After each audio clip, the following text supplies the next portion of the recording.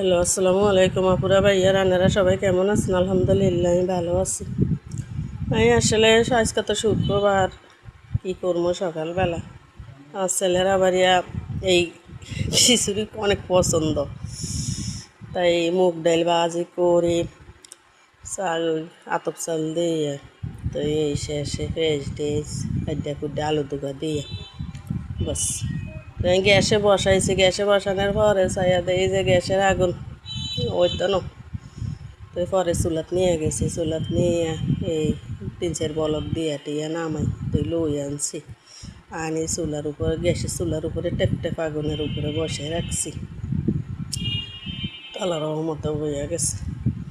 এই হওয়ার পরে অনকা কই সকালবেলা আর কী খাইব, এই খিচুড়ি দুগা দাগা খাইয়া লইব, দুপুর কাটটা দুপুরে করিয়েন।